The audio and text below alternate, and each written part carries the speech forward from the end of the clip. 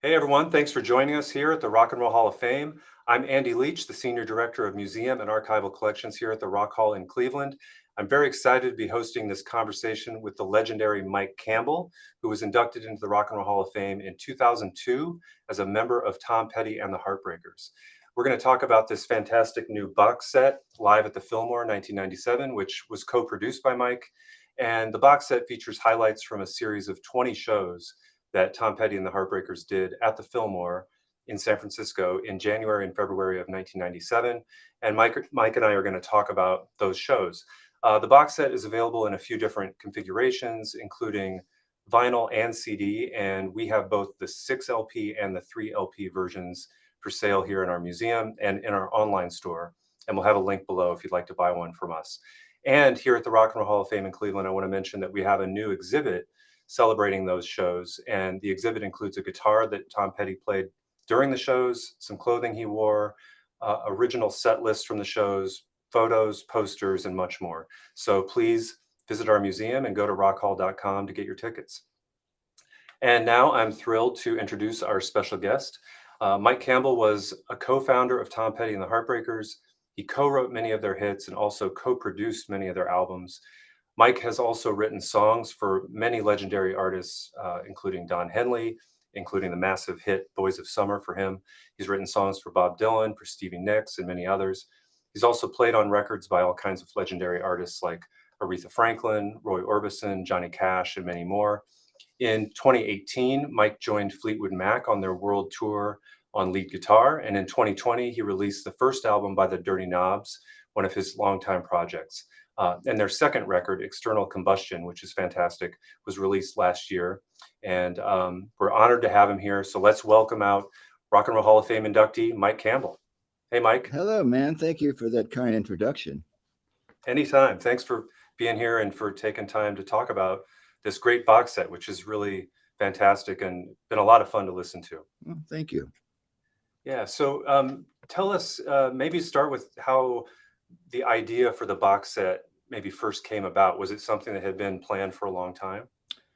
In my mind, it was always something that I wanted to revisit. It's because I thought it was so good back in the day, and I always thought someday we'd bring it out. And with Tom's passing and going through some of the catalog albums and extra tracks, this project came up, and it was the one I was most excited about because it's at the Fillmore, and it's the band live being loosey and goosey, and it was so much fun, and it really captures the band away from the arena stage in an intimate setting and having a lot of fun. So yeah, there was something that I had been thinking about. I'm sure Tom was too. We never talked about it much, but whenever it would come up, we'd go, yeah, we got to pull that out someday. It's really good. Yeah, fantastic. How did you go about sort of selecting the best recordings or the right recordings for the set? Well, that was left up to Ryan Uliot, our engineer. He did a lot of the heavy lifting, and the general rule was to go through the performances and just focus on the vocal, because we learned long ago doing live stuff that if the vocal is really good, usually the band is really good too. So if we found a good vocal performance, more likely than not, the band would sound great, and we'd work up from that. And so he did a lot of sifting through the all the stuff and picking the best stuff with me. Right. And so I think I read that the final 6 nights were taped, something like that. Not the whole 20 shows, but around Yeah, 6 of them. yeah, something like that. Yeah. Okay. Yeah, the sound on the set is truly incredible, actually. I mean, for a live recording, it's as clean and sonically rich as any studio recording. Do you approach producing or let's say mixing a live record differently than you might, a studio record?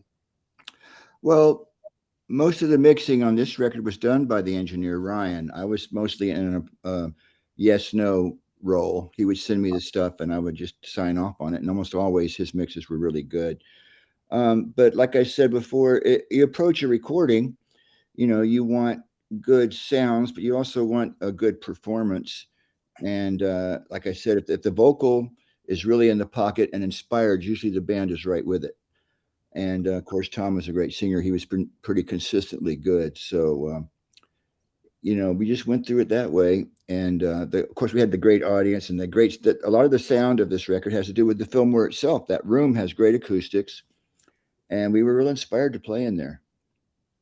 Yeah, and from what I understand, this was the first time any of you guys had maybe even been to the Fillmore. Is that right? Yeah, I'd never been there. My wife, who grew up in California, used to go up to there in the 60s and see all the great bands. But it was, a fantasy of mine to see it someday. And then we ended up playing there. So it was really, really a thrill for me personally. Yeah, can you talk about sort of the overall experience of not just playing the shows, but rehearsing kind of the whole thing of kind of living there for that time? Yeah, we stayed there in town for about a month and got to know San Francisco pretty well. We had our favorite restaurants and did our shopping up and down Fillmore Street. And then every night we'd go into the Fillmore and play. And we would put a set together each day. It would change, that was what was so great about this whole experience was as opposed to our arena shows, which would be a script to some extent of all the hits. At the Fillmore, we would do some of the hits, but we would also just do things off the top of our head. And rehearsal, we'd sometimes do covers just for fun. And preparing for the Fillmore, we thought, well, that might be good to put in the show. It might be an old Chuck Berry song or a Van Morrison song or, a surf song. And Hmm. so as we rehearsed anything that sounded like fun, we'd, make a little list of it. And then on the night at the Fillmore, we'd go over our master list and go, well, let's put this one, this one, this one tonight and see what happens. So it's very spontaneous. Right, and even within that, right, did when you would create a set list for one night, let's say, it sounds like that wasn't necessarily always followed in the exact order, right? Would that kind of jump around? Yeah, it was total freedom. We would follow the set pretty close, but if we felt something at the moment, or if Tom felt like, I feel like just singing "You Are My Sunshine" or whatever in the middle of the show, he'd just go into it and we'd follow him. It was that kind of gig where it was just the audience was so receptive and in tune with us that we felt like we could do anything and they would follow us. Right. Yeah, I love all the covers, especially that you do, and it really shows all of your influences, but also it really shows how many songs you guys know. Mm.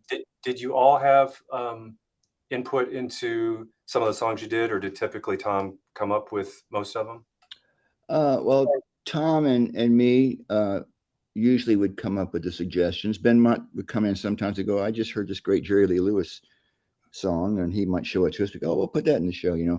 But ultimately, it was Tom's decision, what he wanted to sing that night. It's up to the singer mostly.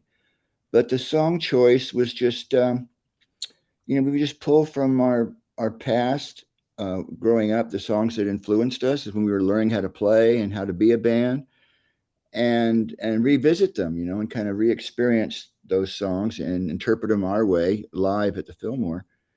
And it was really a kind of a growing experience for our group.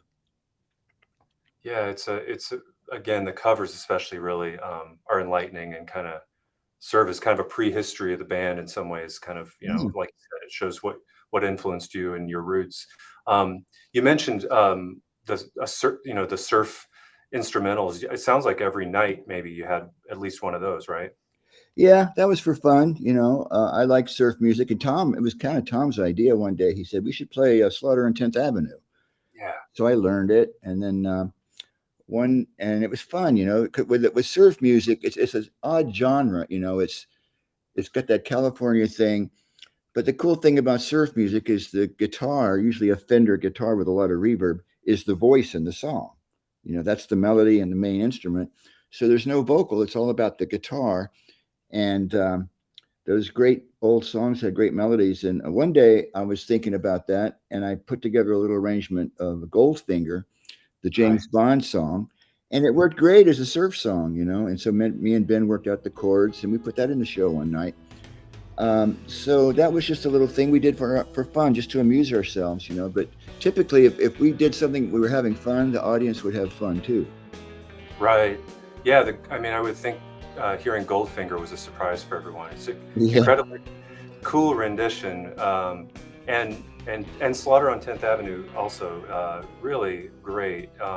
Did Just wondering, did you play a Jazz Master on that one, or do you remember what guitar? I used Jaguar. I was playing a Jaguar at the time, and sometimes a Jazz Master with a lot of reverb on it, and clean, relatively clean tones. But those songs are really interesting music. The chords are really clever, and the melodies are really beautiful, and I really enjoyed doing that. Yeah, the Slaughter on 10th Avenue was like a Rodgers and Hart tune from Yeah, way back, right? Just right. super complicated and very, uh, I guess, complex harmonically, right? Yeah. The chords. It's not just three chords. There's some interesting orchestrations in there, which Ben was able to cover with his keyboards, and then let the guitar melody be up front. And it's always got that, there's great rhythms, and it's just fun music. It's guitar music, and so for the guitar nuts, it was a real thrill, I think. Yeah, and they sound great too. Those two in particular, Goldfinger. I mean, it sounds like, again, like a studio recording to me. Well, thank Uh, you. It felt like a studio. The Fillmore. It kind of felt like we're in a really nice sounding studio. It was nice. It sounded. The sonics were really good for the guitars and voices and everything. Sure. Another few covers I wanted to mention. I just want to mention that you guys did, I think, 3 J.J. Cale tunes, at least that are on the box set. Mhm.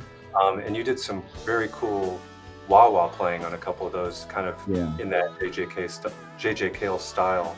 Um, Really, I assume you guys are all J.J. Cale fans, right?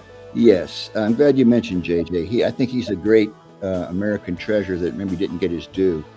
Right. But from the early days at Shelter Records, Denny Cordell had JJ signed to his label, and Tom and I were really enamored with JJ's feel and his approach, and his swampy groove, and his phrasing and his songwriting. He was an understated singer. He always would sing kind of quiet in the background. You had to listen. But his songs were so wonderful, and fortunately for me, I got to know JJ the last 4 or 5 years of his life, and actually went out and played out several gigs with him live. And he was just a wonderful inspiration for me and Tom. So in fact, it was funny. When we were putting the show together, we were thinking of opening acts, and I said, "Hey, let's see if we can get JJ Cale would be a perfect opening act, And apparently the management reached out to him and said, Mr. Cale, would you like to open for the Heartbreakers at the Fillmore? And his comeback was, why would I want to do that? Oh no. This is very JJ, like I'm busy. I don't want to go open, So but I respected that.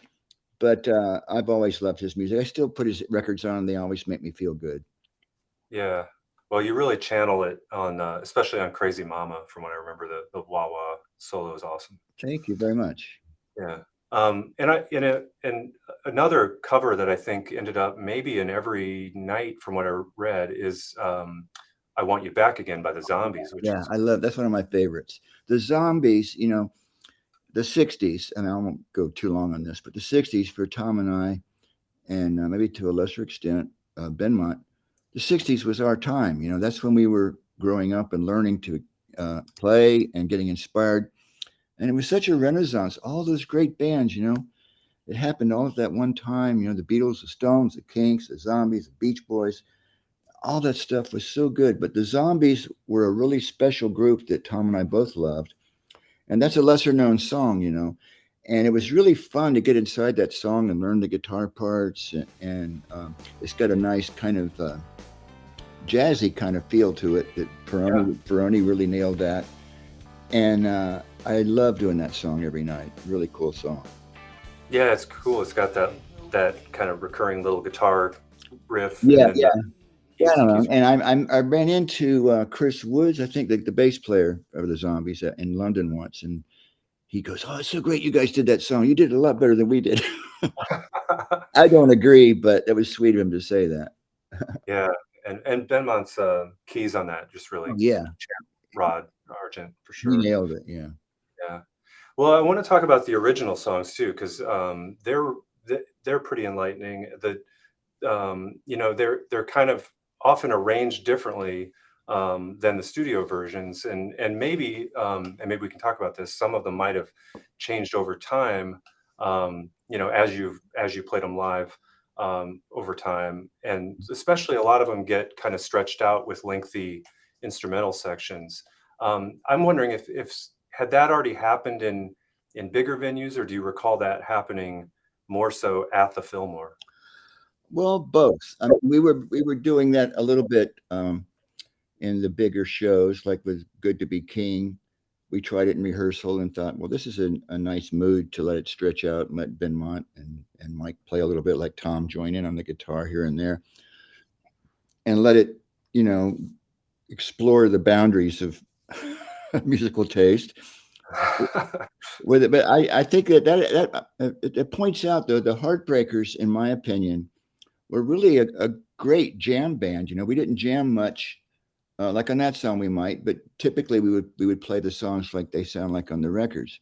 But when we did jam, like in rehearsals or at the Fillmore, I think if you listen closely, you'll hear that we're really good at it. We listened really closely. Ben and I were really tuned in, and we could go off on a tangent, without getting into noodle land, but have a real experience in the jam that has an arc to it, that actually does something other than just showing off or whatever. And I think the rhythm section too, the whole band is really a great jam band when we get a chance to do it. And the Fillmore, I think, shows that off. Yeah, Mary Jane's Last Dance is especially Mhm.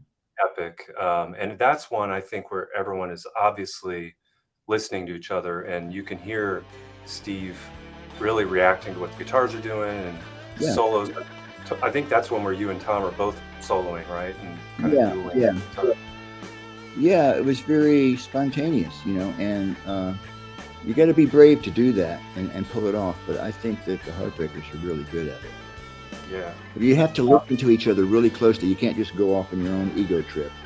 You have to listen to the other players and respond to them. And I think you'll hear that on that song. You absolutely do, yeah. Um, I wanted to ask you if you could tell us about a song that I don't know if it's on any other release. The Date I Had with the Ugly Homecoming Queen. The so-called song, yeah. That was an example of the freeness of the time. That was just a guitar riff. I was in my hotel room up the street at the Miyako from the Fillmore on the afternoon, just practicing.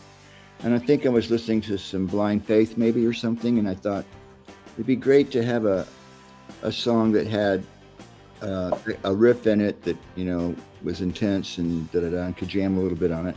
So I put the little piece of music together, and just for fun, I took it to the sound check and I showed it to the band. This is something I was messing around with. We played it, just to warm up. And Tom said, "Wait, I'll make up some lyrics to that, and we'll do it tonight." It was barely even written, and so he threw together that humorous little date I had, with the ugly homecoming queen, and just I don't know where those words came from, but it's hilarious, and it offsets the seriousness of the heavy riffing going on, and that was really fun to play, and it was exciting that we barely knew it. It's like we just learned it that afternoon, and here we are in front of people, making it work. So Right. it was a Yeah, that's very fun. Um, and Tom does a couple of acoustic versions of songs, like Even the Losers and American Girl. And what I love about those, hearing those in a not just in a live setting, but in an acoustic kind of rendition, is it makes, at least for me, it makes me listen to the lyrics in a different way. exactly. Uh, yeah. And the Wild One Forever is one I wanted to mention too, as one it's got a probably, by that point it's probably a 20-year-old song, but it done in a much more laid back version, and his vocals are so good, so great. It's like he has such control over his voice, Mm. maybe even more so than on the studio version. Do you feel like his voice got better and better with time? Oh yeah, absolutely. He improved, as most singers do. Sometimes you can't hit the extreme upper registers that you could hit when you were 20, but you can get more tone and control of your phrasing and more nuance to your voice as you get older. And he certainly improved a lot. And I'm glad you brought that song up because it was on our first album, and I don't think we might have played it live once or twice back in the day, but we kind of just sat there for a long time. And even the first time I heard that song and the way he sang it, I just thought this is a really powerful song, And so to revisit it at the Fillmore and have him interpret it with just the guitar and let the lyrics come forward in his voice, like he said, I think it was very special.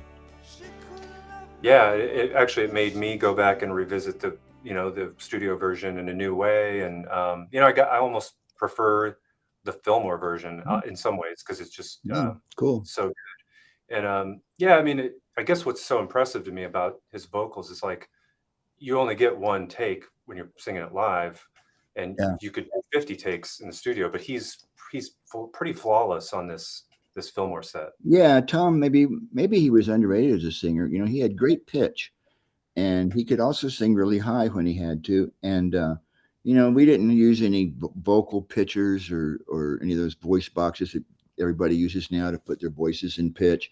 You just had to do it, old school. Get it, take a breath, and from start to finish, don't hit a bad note, and hit every syllable in pitch. And he was really good at that.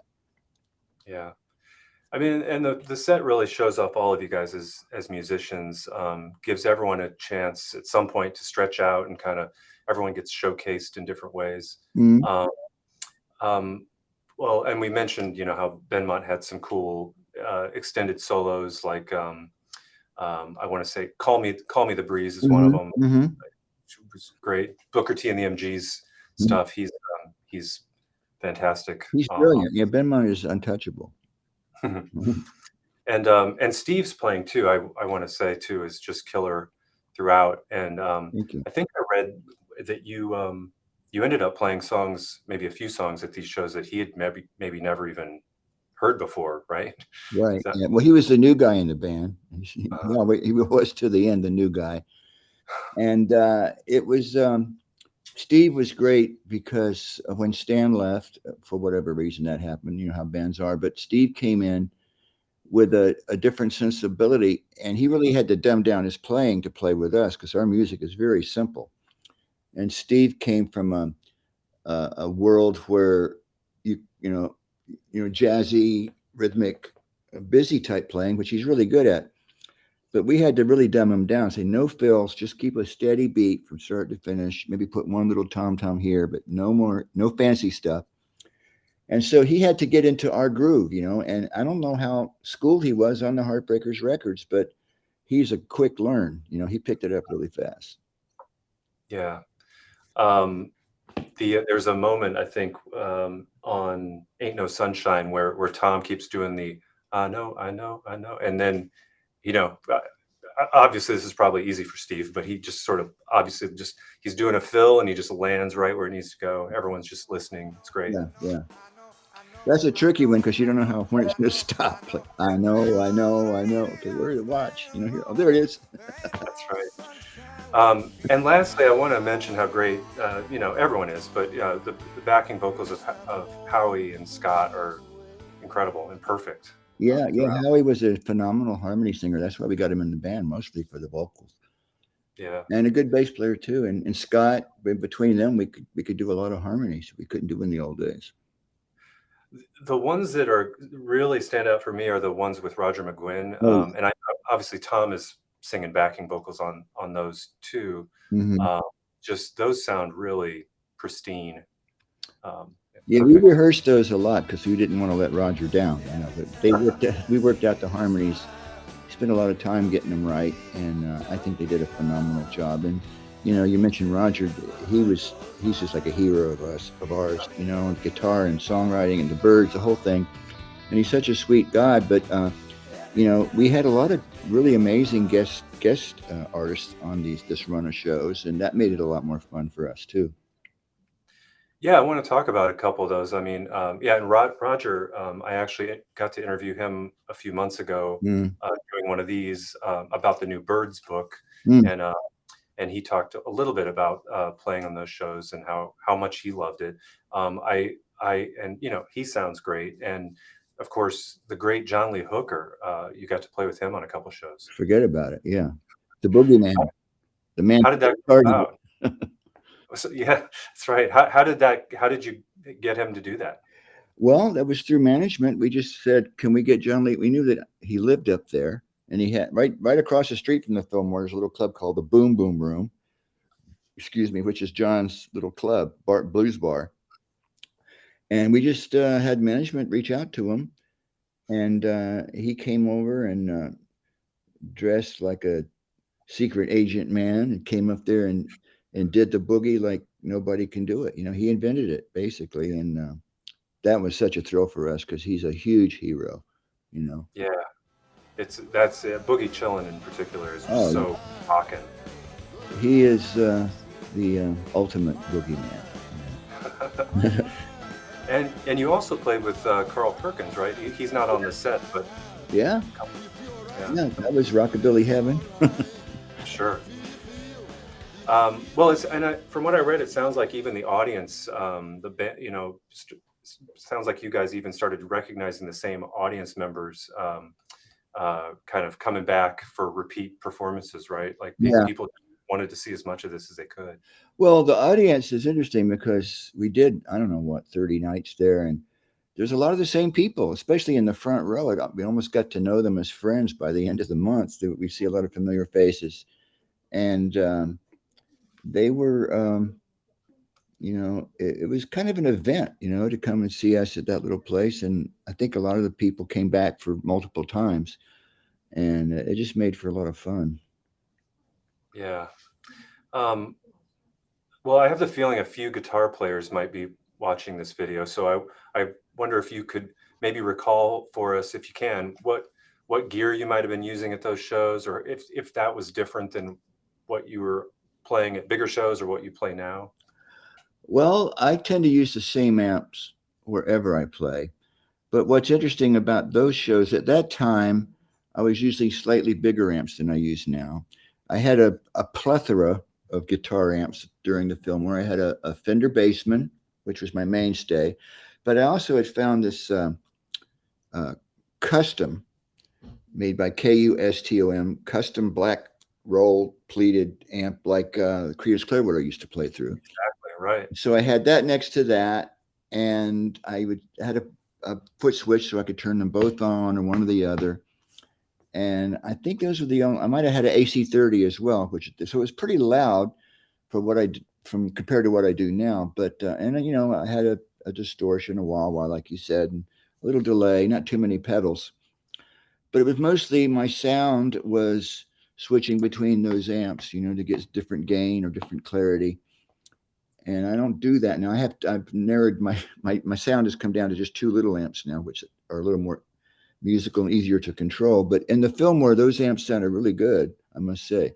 But they'd be a little loud for what I like to do now. Yeah, and then these days, more like Princeton's, or what are you These using? days, I settled on. Eventually, ended up with a Princeton and a Tweed Fender Deluxe.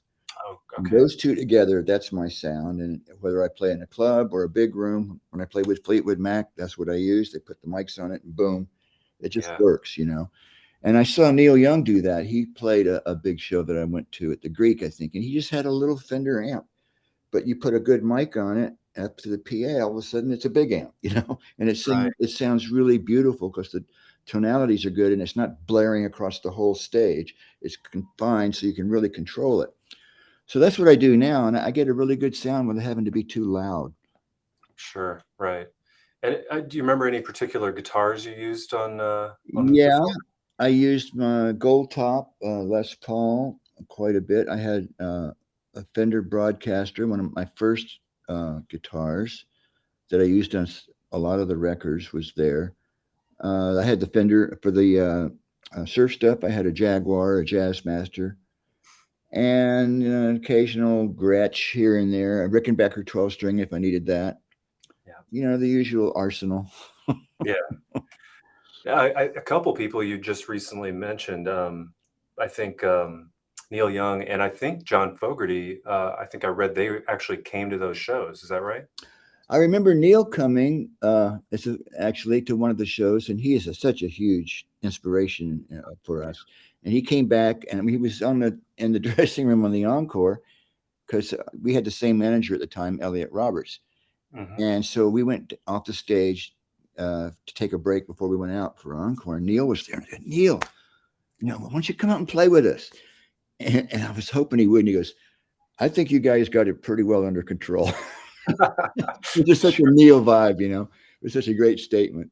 But Yeah. he didn't want to get involved, but he was enjoying it. I did not see John Fogerty there, but I love his records, his songs. Oh, yeah. Oh, you mentioned Roger McGuinn. I'd just like to say I recently did an interview with him too for a little radio show, and I convinced him to play some 12 string on the new Dirty Knobs record, which will be Oh, coming yeah. next year. So he's on there. Thank God. That was so sweet of him. He's a very Oh, generous guy. Yeah, on the upcoming one. coming. Yeah, Oh, all right. That's yeah, great to hear. yeah. When's that coming out? Well, I wanted it out next month. The industry's so weird. I think they're going to wait till the end of the year. Okay. Wait for our promotion window, and the vinyl now is a problem. Getting vinyl is a backup, so they've pushed it back. But it's pretty well, 95% finished. And That's the great. next record as well. We've been recording a lot, so I'm in good shape there. Just have to wait. Yeah, It's fantastic. on there. I'm so excited. Yeah, looking forward to that. Yeah, especially hearing Roger. Yeah. Yeah. Uh, so as you were putting together this set, or as as you were kind of co-producing this, any surprises for you, like listening to the recordings for the first time in a long time? I wasn't surprised because I had remembered it being very spiritual and inspired. And when we started playing the tracks back, oh yeah, that's just how I remembered it. There was nothing that jumped out as like, oh, I forgot about that, or it was pretty well ingrained in my memory as being good. Yeah, yeah. Mm. Any favorite tracks? Well, I love the zombie song. I love John Lee Hooker stuff, Roger stuff, Yeah. um, Carl Perkins, Bo Diddley. I love the guests. I love Homecoming Queen just for the Yeah, total spontaneity of it. Those jump out as my first choices. And the surf stuff is fun. And I love Ben Munt's Booker T stuff. It always jumps out and makes me smile. sure. The whole package is really good. There's something for everybody, really. Yeah, it's true. It's like, it's a huge variety of American and British music, but of all different eras, but it just hangs together really well. Well, thank you. Yeah. Yeah.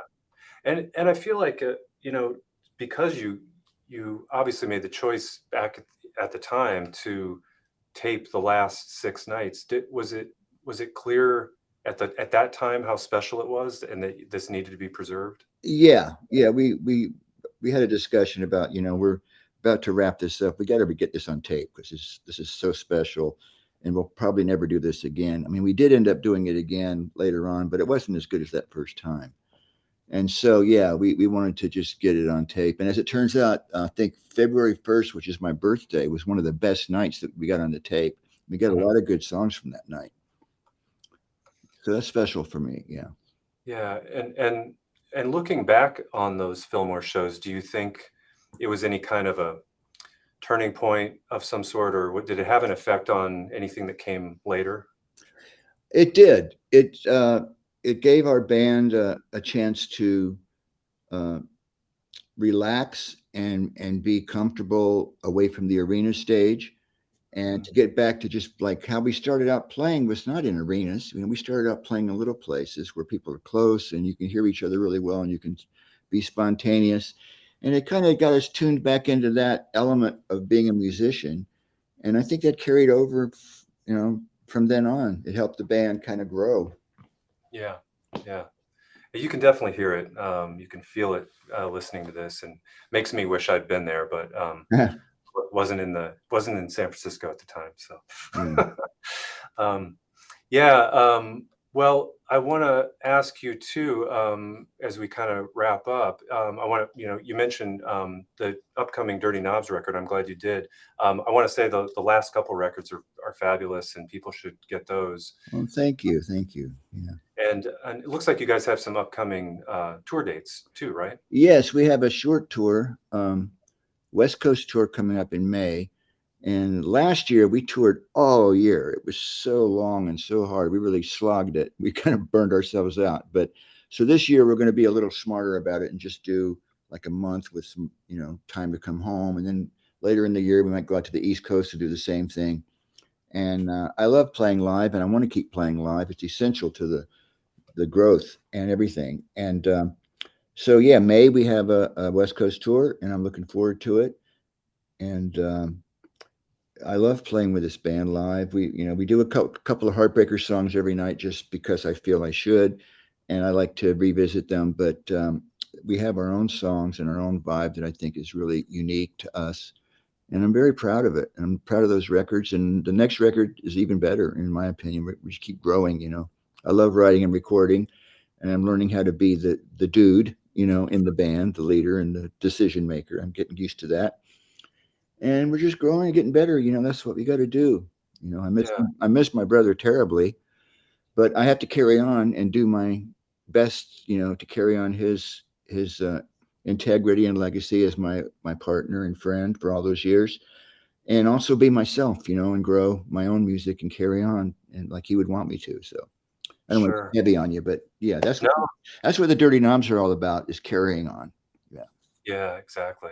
Well, I wanted to mention that I was going to ask a question about you producing other folks' records. One of my favorite records of the past few years is "Way Out West" by Marty Stewart and thank you.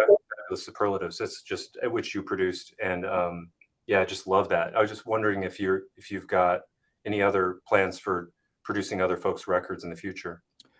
I don't have any production plans at the moment, but I have a lot of co-writing plans I've been getting into, which has really been a new door opening for me with people that I respect, doing some songwriting.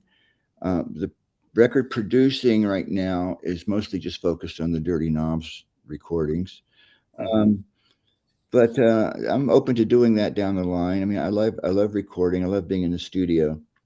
And I am excited about opening up, because I've always written on my own or with Tom over the years, and now I've met a few people like Chris Stapleton and Margot Price, and I just hooked up with this guy Rodney Crowell from Nashville, who's a real great writer, and I have plans to hook up with some other people that I admire, and maybe do some co-writing, and recording with them. That's great. Yeah, you mentioned Chris Stapleton. I think did the Dirty Knobs. I think you did some shows with him, and at some point recently. He was gracious to let us come out and open some of the bigger shows with him. And we also ended up our tour. The Dirty Knobs last year, like I said, we slogged through every biker bar in America, and it was fun as hell. But some of the places were 500 people, some places were 2,000 people. We just kept going, but we ended up our tour on a really high note. I got the opportunity to open for The Who for about 18 shows there at the end of the year, ending up at the Hollywood Bowl, which is the last time I played with Tom on that stage. And here I was opening for The Who. It was quite a milestone for little Mike. Yeah, I can imagine. I saw The Who a couple times in the last few years, and it's still just an amazing show. They're a force, yeah. Yeah. And so sweet. They were so kind to us. It was really, really a pleasurable bill. Yeah. Well, Mike, any last thoughts about either the Fillmore, the shows, the box set, anything else you want to talk about? Well, I don't want to be a salesman, but I would say to anybody who sees this, that likes the Heartbreakers or likes Tom Petty, and maybe you're only familiar with the arena shows or the records, you should get this record, because this really highlights Tom at his most intimate and open self, and the band being organic and excited and spontaneous. And the Fillmore, to me, is kind of the pinnacle in that sense of our whole legacy, really. So if you haven't heard it, I would urge you to go get it, because it really it's good stuff. Yeah, I agree. I'll plug for you too. I think there are a few different configurations. There's a 6 LP, a 3 LP version that we're selling, and we'll have a link below. But there's also a 4 CD version, and I think a 2 CD version as well. So there's a bunch of different. Everybody, if you're tight on cash, you can get the little package. Yeah, I recommend the whole thing. I mean, it really, like I said, it hangs together perfectly. It's a great Thank you. kind of portrait of what happened and of the band itself. So If you love Tom, you'll love this because it's Tom at his best. yeah, it really is. Well, Mike, thanks so much for being here. This was really fun for me. Tom Petty and the Heartbreakers music has really meant a lot to me over the years. So this box set has made me appreciate the band even more. And so it's been a real honor to talk with you about it. Congrats on not just the box set, but also your work with the Dirty Knobs. Keep up the great work with that. And everyone out there, please come and visit our museum, see our new exhibit celebrating Tom Petty and the Heartbreakers and their 1997 Fillmore shows. Go out and buy the box set. Feel free to buy one from us, but either way, just get one. And thanks for watching, and especially to you, Mike. Thanks so much again. Great interview, good questions, and I really enjoyed it. Thank you very much. Thanks. You made it easy. Thanks. Okay. Bye, everyone. Stay safe. Be happy.